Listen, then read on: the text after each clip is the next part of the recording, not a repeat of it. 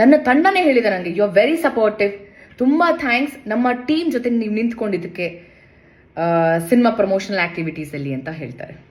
ಆದರೆ ಅದೇ ನನ್ನ ತಂಡ ಇವತ್ತು ನನ್ನ ಬಗ್ಗೆ ತುಂಬ ಕೆಟ್ಟದಾಗಿ ಮಾತಾಡ್ತಿದೆ. ನಾನು ಏನು ಮಾಡಬೇಕು ಅಂತ ಇದ್ದೀನಿ, ಏನು ಮಾಡಬೇಕು ಅಂತ ಈ ಸಿನಿಮಾಗಿದ್ನಲ್ಲ ಅದು ಸಂಪೂರ್ಣವಾಗಿ ಮಾಡಿದ್ದೀನಿ. ಈ ಬಾರಿ ನನಗೆ ಬೇರೆ ಸಿನಿಮಾ ಕಮಿಟ್ಮೆಂಟ್ಸ್ ಇರುತ್ತೆ. ಅವತ್ತು ಅವ್ರು ಏನು ಮಾಡಿದ್ರಲ್ಲ, ಇವತ್ತು ನನ್ನ ಸಿನಿಮಾ ಇವಾಗ ಆನ್ ಗೋಯಿಂಗ್ ಏನಿದೆ ಅಲ್ಲ, ಆ ಸಿನಿಮಾ ಡೈರೆಕ್ಟರ್ ಹೇಳ್ತಾರೆ, ಸಾರಿ ರಚಿತ್ ಅವರೇ, ಸಿನಿಮಾ ರಿಲೀಸ್ ಆಗಿದೆ, ಪ್ಲೀಸ್ ನಮ್ಮದು ಲೊಕೇಶನ್ ಪ್ರಾಬ್ಲಮ್ ಇದೆ, ನಾವು ಸಿನಿಮಾ ಮಾಡಿ ಮುಗಿಸ್ಲೇಬೇಕು, ನಮ್ಮದು ಡೇಟ್ಸ್ ಕೊಟ್ಬಿಟ್ಟಿದ್ದೀರಾ ಅಂತ. ಇಷ್ಟೇ. ಸೊ ಯು ಟೆಲ್ ಮಿ, ನೀವುಗಳು ಹೇಳಿ ನನಗೆ, ನಾನು ತಪ್ಪು ಮಾಡಿದ್ದೀನ? ನನಗೆ ನಾನು ತಪ್ಪು ಮಾಡಿದ್ದೀನಿ ಅಂತ ಅನಿಸ್ತಿಲ್ಲ. ನಾನು ಕರೆಕ್ಟಾಗಿ ಎಲ್ಲ ಪ್ರಮೋಷನಲ್ ಆ್ಯಕ್ಟಿವಿಟೀಸಲ್ಲೂ ಇದ್ದೆ. ರಿಲೀಸ್ ಟೈಮಲ್ಲಿ ನನಗೆ ನನ್ನ ಸಿನಿಮಾ ಕಮಿಟ್ಮೆಂಟ್ಸ್ ಇತ್ತು. ಅದಕ್ಕೋಸ್ಕರ ಒಂದು ನನ್ನ ಕಡೆಯಿಂದ ಕಾನ್ಸ್ಟೆಂಟಾಗಿ ಪ್ರತಿದಿನ ನಾನು ಸ್ಟೋರಿ ಹಾಕ್ತಿದ್ದೆ.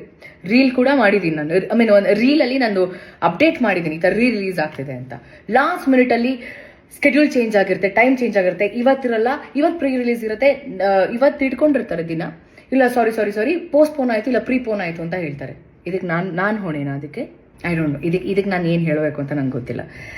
ಅದಕ್ಕೆ ಹೇಳಿದ್, ನಾನು ನಿಮಗೆ ಬಿಡ್ತೀನಿ, ನೀವೇ ಡಿಸೈಡ್ ಮಾಡಿ. ನನ್ನ ಮೇಲೆ ಸುಳ್ಳು, ನಾನು ನಾಟಕ, ಇಲ್ಲಿ ಯಾರು ಸುಳ್ಳು ಹೇಳ್ತಿದ್ದಾರೆ, ಯಾರು ನಾಟಕ ಮಾಡ್ತಿದ್ದಾರೆ ನನಗಂತೂ ಗೊತ್ತಿಲ್ಲ. ಅದನ್ನು ನೀವುಗಳು ಡಿಸೈಡ್ ಮಾಡಬೇಕು.